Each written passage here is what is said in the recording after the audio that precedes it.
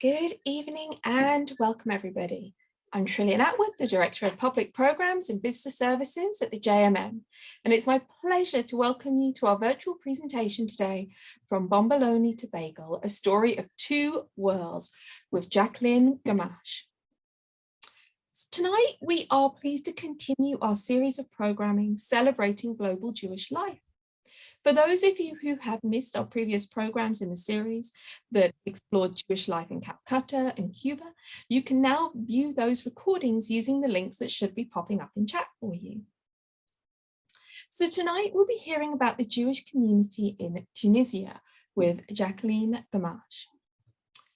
Jacqueline has spent a lifetime dedicating her energies to the furtherance of Jewish culture. A native of Tunisia, Ms. Gmach is the curator of several San Diego-based Jewish events, among them the renowned San Diego Jewish Book Fair. She is the author of the book From Bomboloni to Bagel, A Story of Two Worlds, and the forthcoming novel, An Antiphonary of Love. She is currently the project director at USC Shoah Foundation Institute and is also the founder and creative director of We Are the Tree of Life, an initiative whose mission is to present the arts and culture that were created during the Holocaust as an educational tool. And so with that, thank you so much for joining us, and I hand it over to you. Thank you. Wanted to thank the Museum of Maryland for inviting me to present the story of two worlds, basically, which is more or less the story of my life. And we can increase that to additional words. To introduce myself, I was born as Semha, which created probably one of the earlier arguments between my parents, because my father was Tunisian. And as you know, Tunis and Tunisia was a French protectorate. My mother was from Algeria, which was a colony, which was France. And she had the difficulty understanding that her beautiful little girl was going to be named Semha. That means they probably negotiated for the name Jacqueline. I grew up as Nana. When I traveled to Paris and settled in Paris as a student and got married, I became Jacqueline again. I had, and you are going to see it, have the opportunity to go to Israel, a country I love, and there they call me Ronit. Then my presence in Montreal went back to Jacqueline, and when I came to San Diego, they had difficulty, I suppose, to pronounce Jacqueline. I became Jackie. When I retired, I said, no, I go back to Jacqueline, and as a senior, I call myself Jacqueline Semha Gmach. Just to introduce you to Tunisia, I put one map where you can see the Morocco, Algeria, Tunisia, which is a very small country, and very often the country of Libya, it's included in this appellation. Some cities, I was born in Tunis. I spent a lot of time in Nablus, which is a beautiful place. Jerba Island, Gabes, and I was very familiar with Madia. I'm going to pass on this one. I want to enter directly into my early years. As I say, I was born in 1940, and as you all know, and I'm trying to bring some history, not only about my life, but in general, in the country of Tunisia was General Rommel, and the German state occupied Tunis and Tunisia from 1942, November, to May 1943.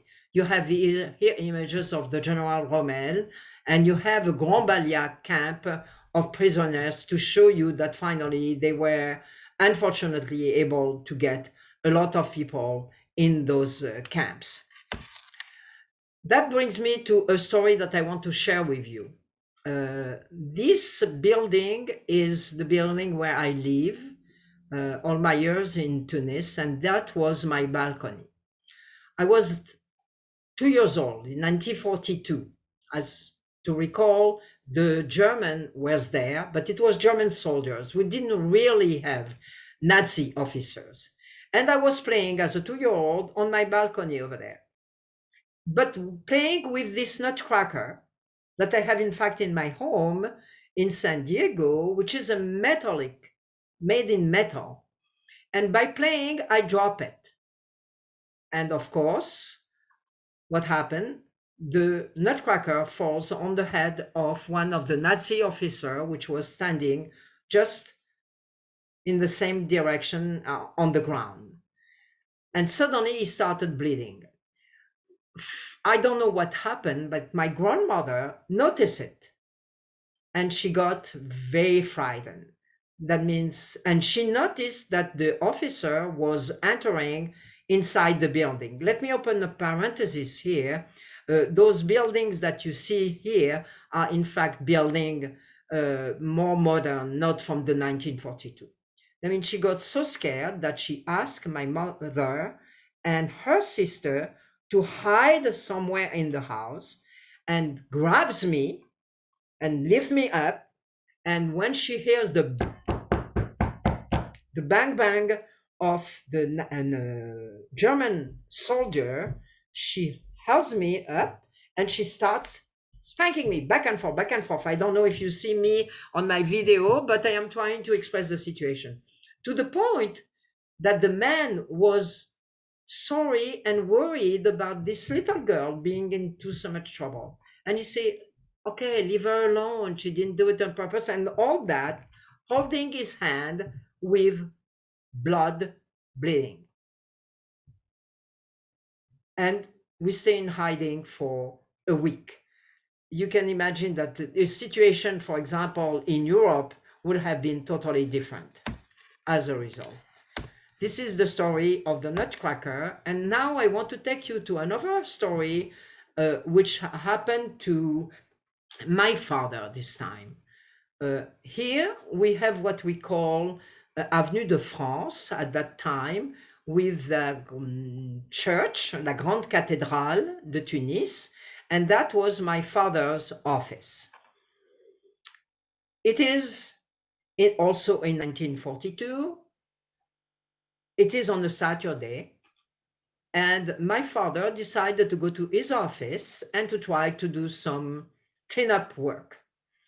By doing that, he was really in a very comfortable way of being dressed, you know, just with a short and with slippers and just a very simple t-shirt. And in the middle of the afternoon, again, a big, big bang at the door. That means, I shouldn't bang. Big, big bang on the door. And he thought it was my mom. I mean, he went and he opened the door. And facing him were two German soldiers, and says, we saw your name in the street. You know, in Tunis, we had those information about who lives in the building and who has is acting in the building as a doctor or as a lawyer. And he said, we saw your name. Are you Edouard Nataf, the dentist? And my father, of course, doesn't have a choice. Say, yes, I am. And he say, one of them says, my friend doesn't speak very well, but he has a problem with his mouth. He's suffering terribly. And my father said, you know, I'm not working today. Of course, he cannot say it's Shabbos and I am not working today, identifying himself as a Jew.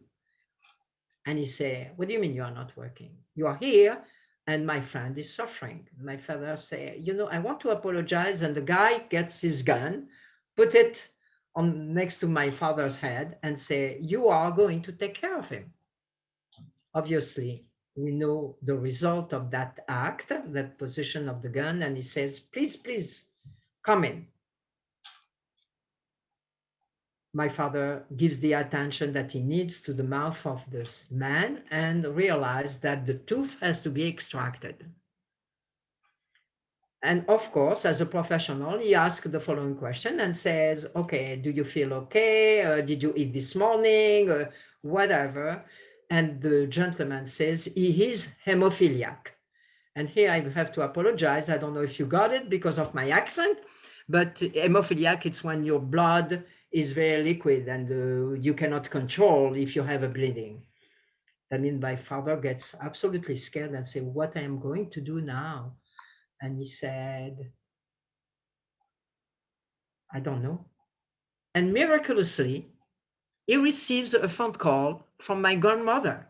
My grandmother, an illiterate woman, and he tells her the story. He said, I cannot talk now. This is what's happening to me. She said, don't get upset. Relax. Everything is going to be fine. He said, Mom, I have two soldiers here with a gun, and you tell me everything. He said, look, take the little Ahmed, because we had very often little help, even when the office was not open, when the dental office was not open, and say, send him to the shuk to buy a little bird.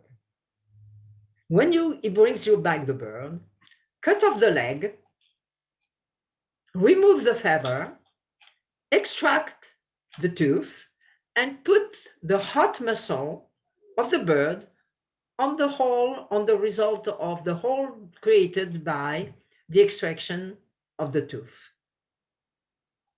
Mom, do whatever I tell you. And at that time, kids were listening to their parents, even if they were in their 40s or 50s. I mean, he does so, extract the tooth, no bleeding. And the officer left, and my father and our family stay in hiding for a period of 2 to 3 weeks. I don't know exactly.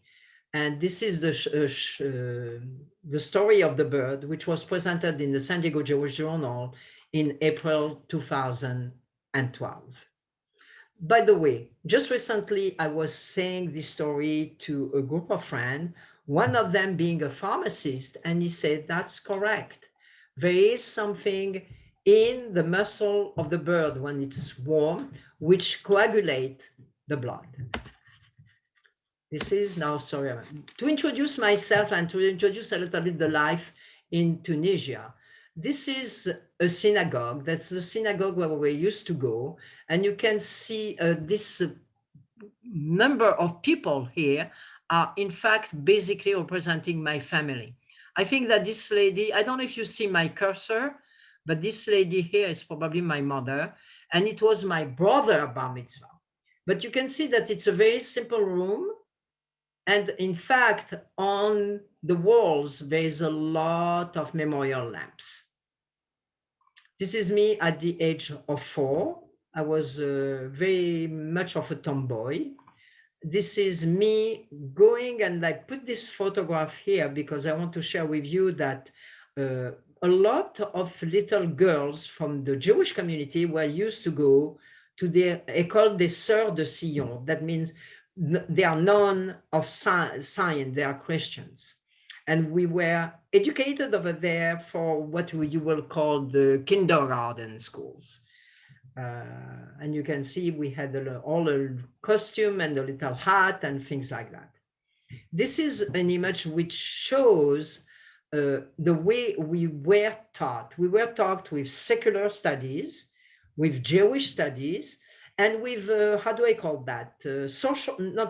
Practical studies. This is a singer.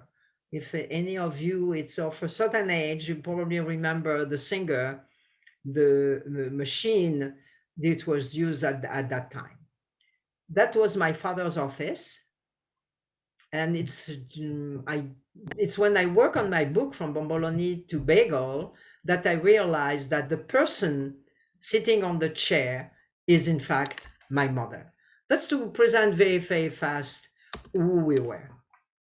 This is a synagogue, the Grand Synagogue de Tunis, and this is inside the synagogue where we had, I will lift up my eyes to the mountains.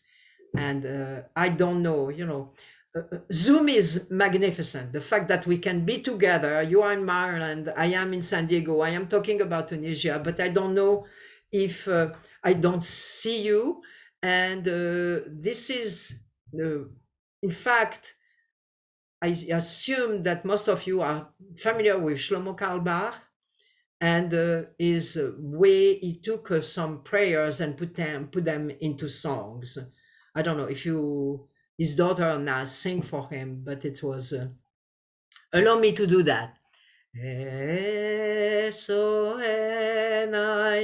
elehorim me'ain me'ain yovo ezri esoenai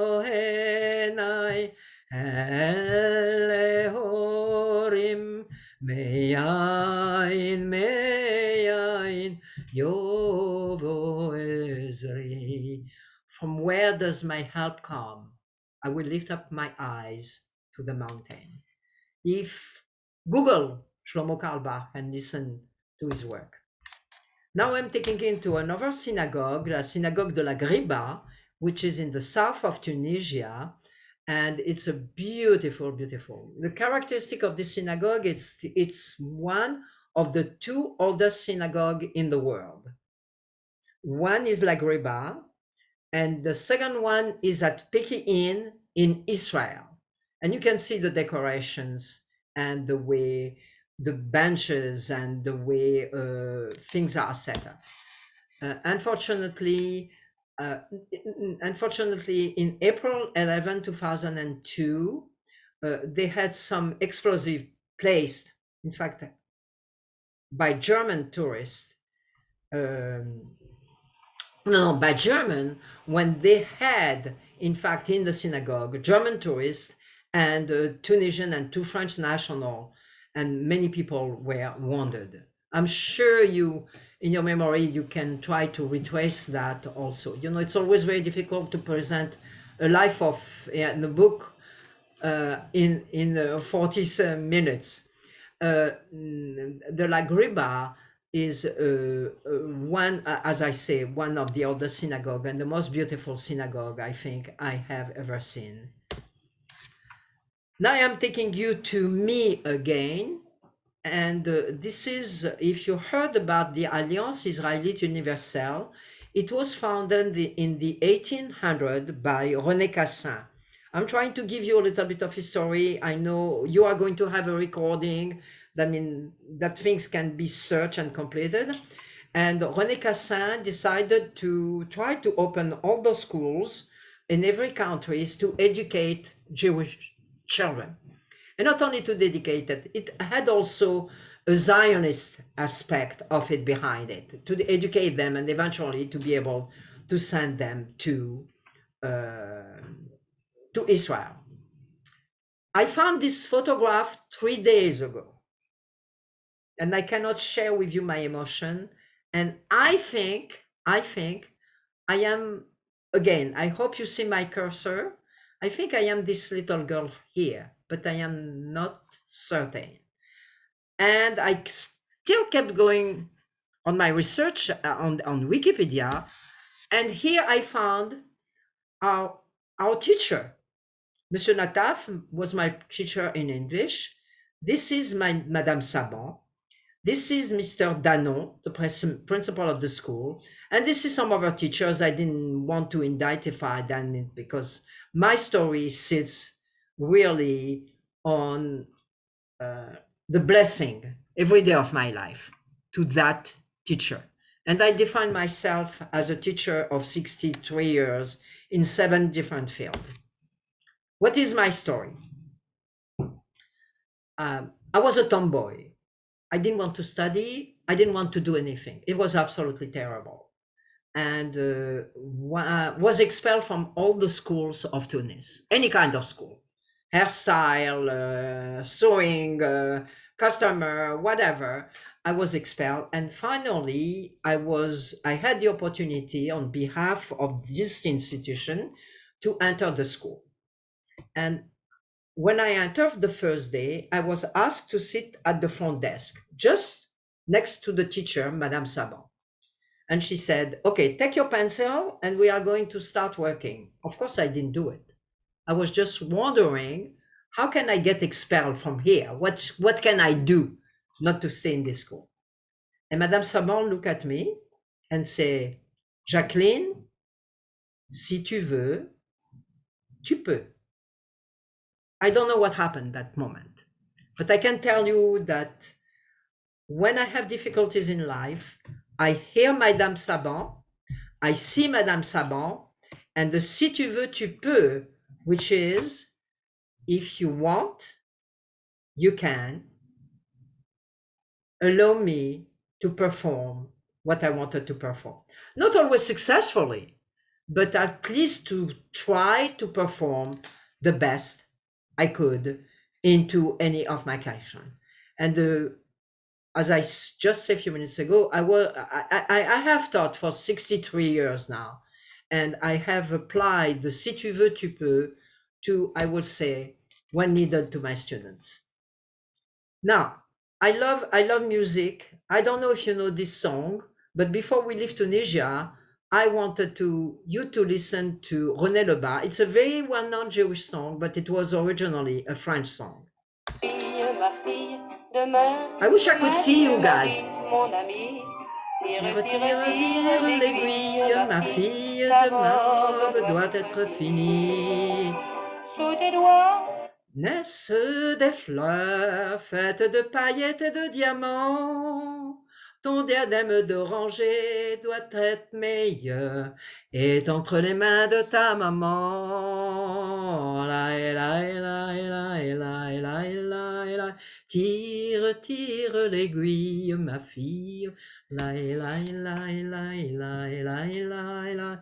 Tire, tire l'aiguille, ma fille. In 1958, we had the opportunity to go for the French citizenship. Our president, Habib Bourguiba, being married to a French woman at that time, had established a law saying that if one of your parents is of another nationality, is French, you can ask for it and you can get it. That means in 1961, I became a French citizen. But from 1958, the time had changed, historically speaking, between, the situation of 1948, between the Arab countries and the point of no return. It became a point of no return for me, and I left Tunis. And then I was in Paris, but I spent a lot of time in Israel, the country that I love. And this is me in Israel. And between 1958 to 1965, I basically travel every almost, let me say this week, Christmas vacation and every summer vacation. That means that takes me again. I hope you don't mind the music, but anyway, sing with it if you know it.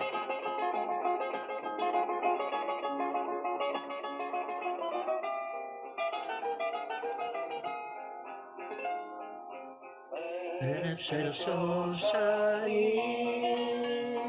נצאנה אל הבוסתן, מור בשמים ולבונה, רגלך מפתן. שחר מעיונה, ראשך מלא טללים, פיך בוקר השושנה, הכתפנו לי. Here is my short story with Golda Meir. Golda Meir always has been my mentor. And it occurred that in 1962, she was taking a public bus, and the driver was nice enough to drop her just in front of her home. And I, every day for 10 days, I think, took her grocery bag, brought it into her kitchen, put it on her kitchen table. She said, Toda Ronit, and I say, Bevakashat Givret Meir. And that was really my relationship with her. and it remains forever my inspiration. This is art from the hands of the people who are building Israel. It's a beautiful collection by Martin Weiner. Another story that I had in probably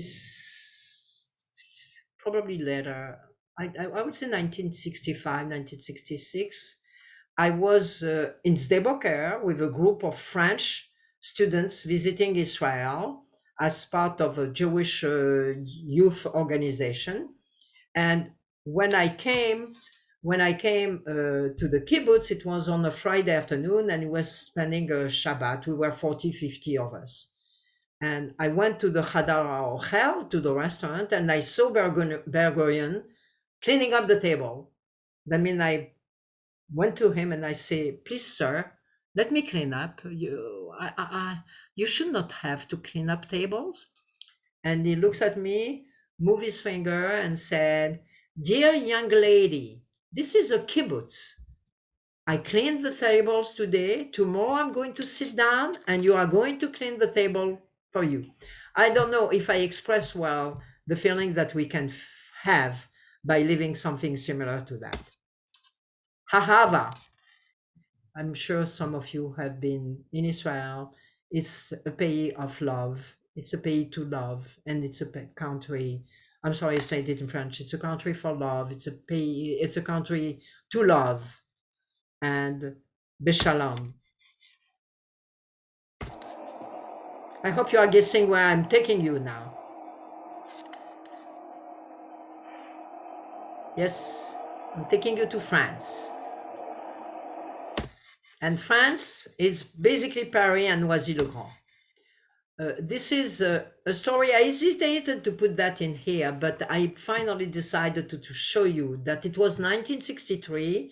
I was a student in science. I was at the Sorbonne, an annex of the Sorbonne, and that's where I got my doctorate in physics and chemistry.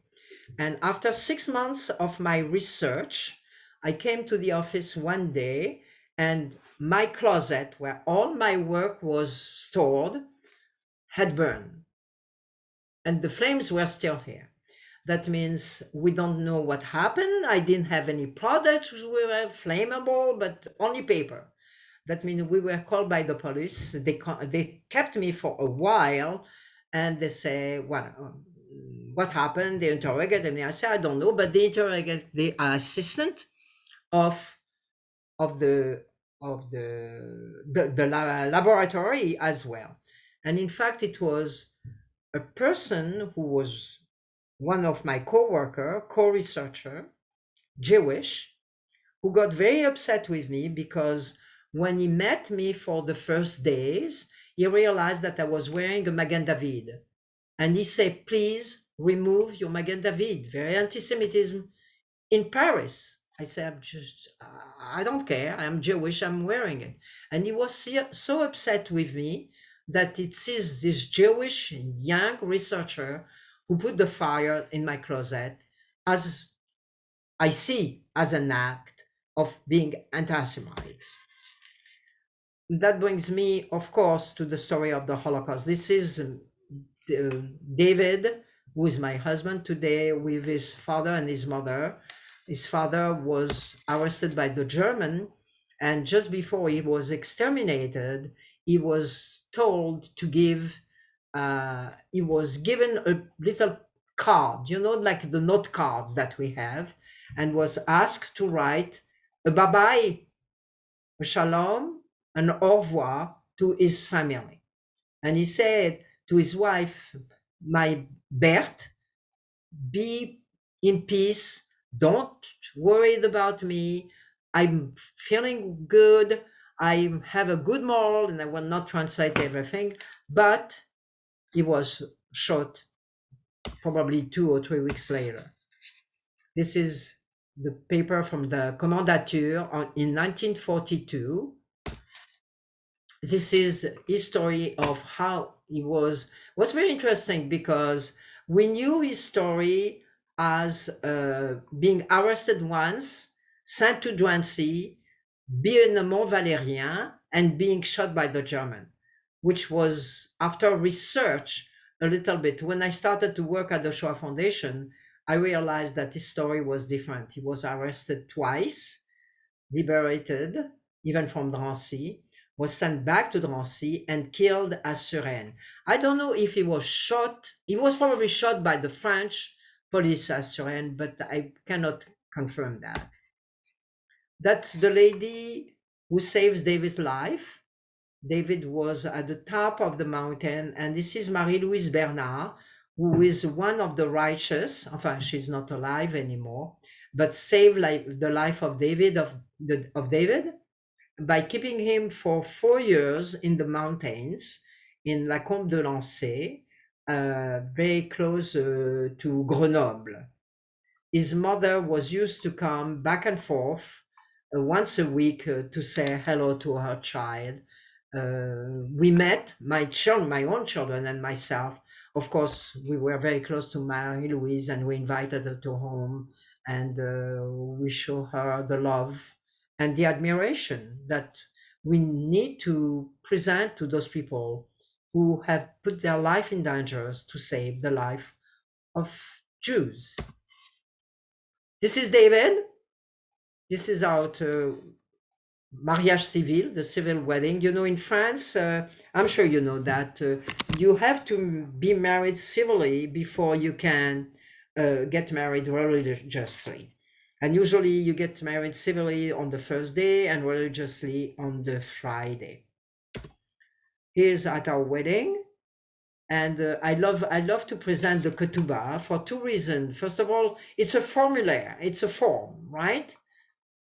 That the husband works on with the rabbi, and that only the husband signed by saying, okay, I am marrying Jacqueline Gmach, I'm going to take care of her, I'm going to give her all the love that she needs, I'm going to do everything for her. And Jackie Gmach, as Jacqueline Nataf, to be Gmach, has the responsibility to live where the husband chooses to live. That was my problem. Let me go back for 1 minute about those two words, which I think are beautiful. The nataf, it's in a resin, gum resin, and it has a very, very good smell. It's like a perfume. And it in fact used as a perfume at the time even of the Christ. The Christ was used to use that to on his body. Gmach is something totally different. Gmach is the abbreviation of Gimel Mumchet. This is Gemilut Hasidim, which in fact, if you want, it can be the doer of good deed. This is my car, my wedding car.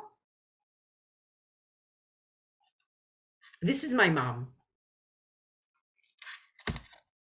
And here I want to tell you the story of when I was teaching at l'ENIO. I was teaching physics and chemistry, and I was the director of the high school. I'm sorry, one word is missing. And it was a school where we had, in a big building in the 16th arrondissement of Paris, at the top, we had a dormitory of probably 300 teenagers between 14 to 18, 19 sleeping over there. And in 1974, things were starting to get worrisome in Paris. And I, as the principal of the school, I had all the kids in the building, and I found a school bag just dropped in the middle of the entry hall. And I got worried. That means I took the school bag and I threw it in the street and gave back immediately to my office, telling people that a school had been dropped over there, and called the Ministry of Defense, the Ministry of Paris, the minister called the police, and I say, come and help us. And they came. Nothing was bad. It was just books and things like that. But starting that day, they started the control with police officers at all synagogues and all Jewish entities, institutions, and all Jewish schools. things that we are starting to see now in America. Okay, we have a little bit more time. Oh. Okay, I miss it. This is my life in San Diego, and this is my gallery opening with Chabad. I have worked at the San Diego Jewish Book Fair, and you can see here Lion King, you can see Alan Dershowitz, Joseph Telushkin. It was, and Ruth Gruber, marvelous lady. This is some images of the work. That was our book fair. That was the launch of our book fair, an exhibit that I created over there. And this is the live, some of the people with whom I became pretty, I don't want to say friendly, but we're having a very great entertainment issues and discussions, and very interesting to me because they have created my life in America. The Coronado Bridge, which was something very strange to me because it was such a reflection of water and of sky, and at the same time a point of where you had two parts of the city divided, the Coronado and San Diego, and I wanted to bring the cultural life in both. We did that. This is my family. Okay, and what I did throughout France, in Poland with David, in Israel that I wanted to do, in Belgium, in Canada. I lived for 5 years in Montreal, in USA, that was in Jamaica. My son-in-law is from Jamaica. United Kingdom, my granddaughter was born in London. My grandson was born in Sydney, and here is my family. And as I say, most of them are in my home tonight. And I call them my Sephardi, Ashkenazi, non-Jewish and Jewish family. I don't know if it's happening to the community at large, but it's, as we say in Arabic, shakshuka. This is the book. I work with this French, with this Hilary, who, due to my French and my bad English, was a co-author and helped us to put a successful book together. That's my story at the Shoah Foundation. And we had stories, not like in Europe, about the Jews under the German occupation in Tunis and in Tunisia. We lost people, not a small number, but we lost people. And you know about the fact that of the meeting, the Amin el-Husseini with Hitler, it was for the final solution and extermination of all. Here I took the opportunity to show you part of the work that I did over there with three notorious people of the world of literature and Jewish feeling, Jewish studies in France. This is from Yad Vashem. Here is Warsaw, and here is the city. I think it's very interesting the way they have done it and the city where they had. Now, I'm going to ask you a favor when you're going later. Okay. This is a poem of Lamartine, which was a poet from 1799 to 1841, which says by the end, inanimate objects, do you have a soul? We attach us to our soul and the strength to love. Objets inanimés, avez-vous donc une âme qui s'attache à notre âme et la force d'aimer? Find in your house this afternoon, after that, or this evening, an object which brings you that. And this is the coming of my novel, which should be published published by Geffen again, but out in few days, in few months, probably 2 or 3 months, that I titled The Antiphonary of Love, The Call of the Skull. And it's a love story between a Sephardic girl, Yafifia, and her life in Tunisia, when she finds this antiphonary, this scroll of music, and that scroll takes her through her life when she meets finally Gregory, an Ashkenazi boy, a little bit of my story too, and how they bind together. It's a story about Judaism, Christianity, music, tradition, culture, immigration, and by the end, of love. I have to say that I received the most beautiful endorsement by Stuart Matlis, if you are familiar with his name, which is who is the publisher of Jewish Light.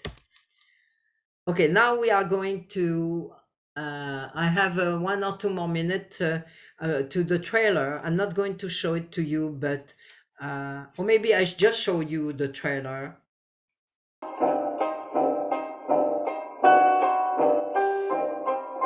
In those days, music notes were silent.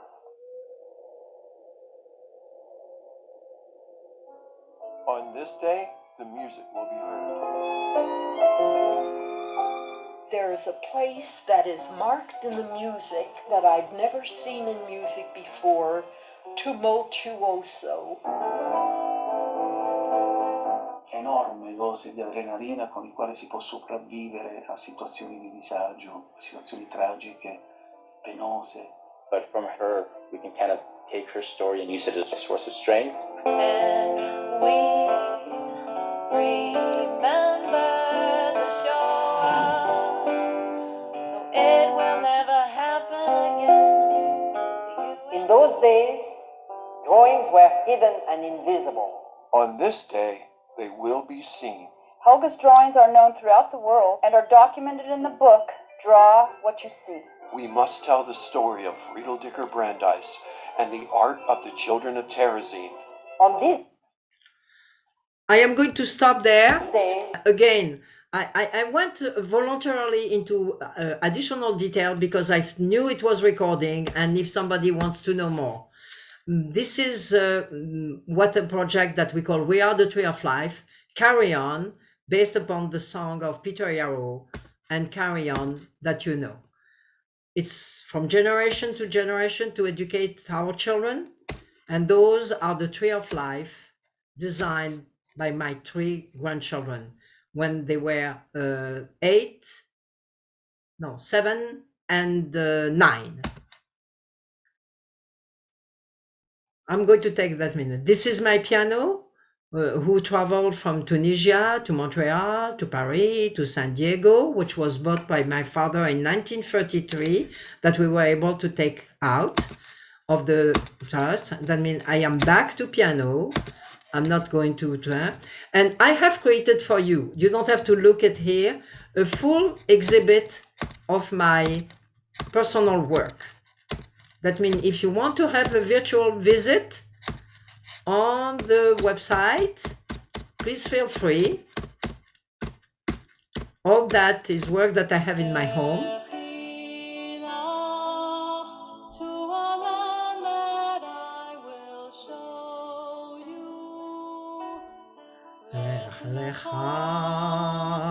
To a place you do not know.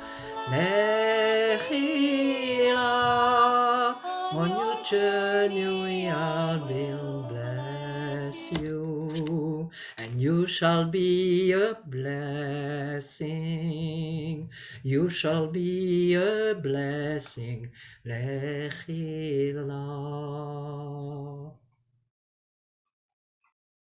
Thank you so much, Jacqueline, for such an amazing presentation and for sharing your personal story and your journey all over the world with us. I'm Laura Grant. I'm the program assistant here at the JMM, and I'm going to transition us into Q&A for this evening. So if you have questions for Jacqueline, please use the Q&A button at the bottom of your screen to submit them there. For those of you joining us on Facebook, please submit your questions in the comment field, and a member of our tech team will pass them along to be answered here. We'll do our best to answer as many questions as we can within the time frame, focusing on the questions that are most related to the topics that are presented this evening. And with questions coming in, I would like to let everyone know that you can continue exploring this history and Jacqueline's story by purchasing a copy of her book, From Bomboloni to Bagel, A Story of Two Worlds, which is available online through our museum shop, Esther's Place. And there should be a link in a moment where you can purchase that book, and your purchase also helps support the work of the museum and the programs that we do. So with that, let's get started with the questions. The first one that comes in is about how large the Jewish population was specifically in the 1940s, and then an estimate in terms of the population there today. We were around 120,000 Jews at that time. We were over there for, we are coming from the Arab world and the biblical world from 2,000 years ago. That means our assimilation of Jews within the Arab identity was very, very, very strong. My grandparents were dressed like that. We had some kind of as Semites, Israelites, and Semites as Muslim, we were very identical. Then we had some periods where the tension was big between Arabs and Jews, but basically we were living a happy time. With what happened with Hitler in 1948, it was a result of the Holocaust, but also a result, I think, I am not a historian, of the creation of Israel, where it started to say, we have a point of no return. That means a lot of people in starting 1948 to 1968 left Tunisia, and today we probably have something like 500, 600 Jews over there. Thank you. Someone specifically would like to know about more information about the problem in Paris that you mentioned in 1974. They say we know about 1968, but what specifically occurred in 1970? Yeah, that means again, I wish I could have the answer to that. When you have an immigration in a country, this country becomes facing a number of difficulties with their indigents and with the people who are coming. That means we had a big immigration of North African who left. A lot of Tunisian Jews went to France. Some American Jews went to Israel and Canada, but all the Algerian Jews were going back to their country. I mean, the recrudescence and the existence of the Jewish life, with the culture, the custom in the street, the look, whatever you want to, unfortunately, to describe, became and created and developed anti-Semitism. And as I say, in 1963, until today, I don't understand how a Jew can hurt another Jew, who can hurt anyone, by the way. Okay, we have to live in harmony, can hurt and everyone, and burn 6 months of my work because my Magen David is outside. That means we started to get worried. That means we started to see, for example, aggressions in the street, people because they were living with as we see today in Paris, with a kippah being attacked, or a few people were removing their mezuzot at their apartment because not everybody at the same level of the building are Jewish. That means we were concerned. When an institution was present, we were concerned about safety. When I found this bag, I was extremely concerned. And that the fact that I call all those ministry and police departments and things like that, they understood the fear which was in me. I had 400 kids whose parents were living still in North Africa in this building. What do? I mean, they're starting to be more serious. Like today in America or even in San Diego, you might have a control of the ladies' purses before they can enter the facility. And that was happening around that time and became more and more and more and more evidently established in the institutions of the synagogue, the schools, until today, in fact. We know about the anti-Semitism of today, and we know what's growing as an anti-Semitism in America. Again, I am not a scholar. I just feel it as an individual, somebody who loves people. Thank you. So there's a couple questions about language, and specifically about what languages your parents spoke at home and how many languages you speak. That's a very interesting question because my mother was speaking French and Arabic from Algeria, which is the same language that my father, who was speaking Arabic from Tunisia, with little differences. Okay, you could understand each other. And of course, my father studied at Paris. He was speaking French also. I grew up as the daughter, and I have two brothers. I mean, the daughter doesn't learn Arabic. The Jewish girl doesn't learn Arabic, but my two brothers did. That means my two brothers are speaking Arabic. And today I am sorry, but I understand. If I see a movie, I can understand the movie without the subtitle. Now, of course, I was speaking French. I was educated as a French girl. When I went to Israel, I wanted to settle. That means I stay in Givatayim in an ulpan, and for 6 months, and I learned Hebrew. I can speak fluently when I am in Israel. It takes me 2 weeks. Now זה קשה מאוד, אבל אני יכולה לדבר בקלות. And I speak Italiano because we had a lot of Italian, and I love Italiano. Italiano, I think, is the most beautiful language. And I still try to speak English. That's amazing.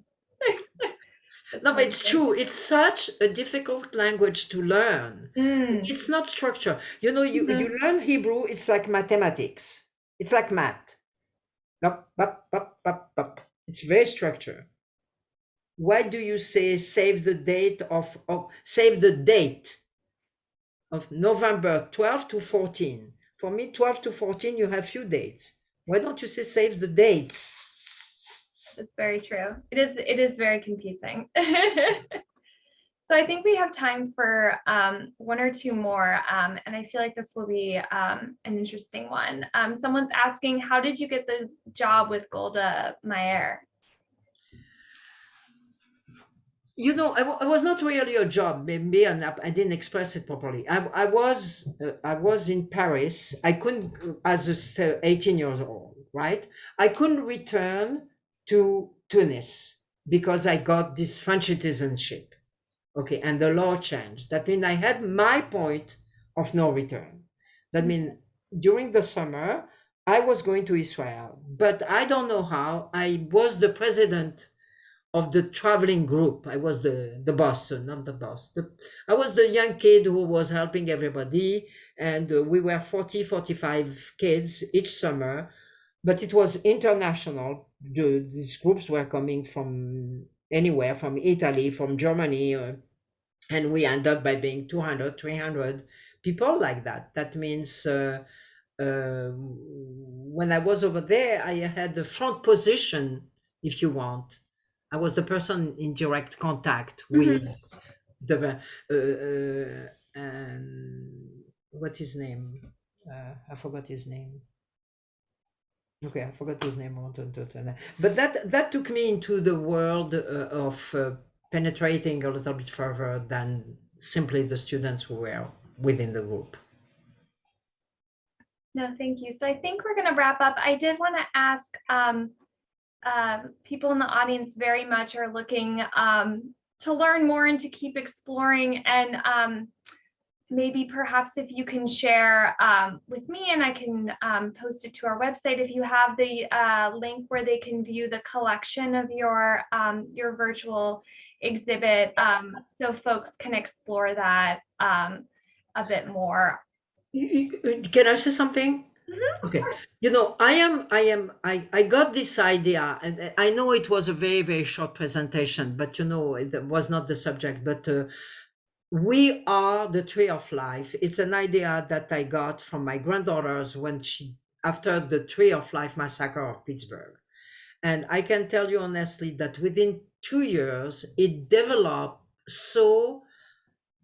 in such a powerful and impactful way that it's absolutely incredible. I was sharing with you this event that we had last night at the GCC about the dancers of the Holocaust. One dancer was Edith Eger. Mengele asked her to dance. She accepted it in silence. The other one is Francesca Mann. She was in the gas chamber. She danced. She got close to a Nazi and she shot him when she was half naked. And the other one is the story of Marcel Marceau. Feel free to release my email. Okay. The website. Yes, we put the link in chat for the website. Right. I am going to take this project on August 18 international. I have contact internationally. I'm going to send it all over the world because I think it might have a potential to let us understand the meaning of courage and the meaning of moral courage. They are two different things. And I want to say thank you. I feel honored to have been invited. No, thank you, Jacqueline, so much for presenting with us and for sharing your story and your work. And to wrap us up, I also want to thank Trillian for introducing tonight's program and providing tech support, and thank all of those in the audience for joining us. We're gonna drop a few links into chat. We'll have a link again where you can purchase Jacqueline's book through the museum shop. I already saw there's the link to We Are the Tree of Life website, so you can see upcoming events and support and follow along. And then we're also going to include a link where you can register for an upcoming program that's within this series, Celebrating Global Jewish Life. From July 20th through 22nd, we're going to be hosting a virtual screening of the film The Passengers, which tells the story of the final community of Ethiopian Jews and its struggle to immigrate to Israel. And so there'll be a link where you can learn more about that and register. And then finally, as a reminder, as you leave the webinar, you'll be directed to a survey about your experience. If you could please just take a couple moments and fill that out. It really does help us as we plan for our future programs. And I'm not going to apologize for the singing because I love to sing. I was hesitating to put music. I was a very, very close friend of Debbie Freeman. And you shall be a blessing. You shall be a blessing. Lechila. No, the music and your singing was beautiful. Thank you so much. It was amazing. Good night, everyone.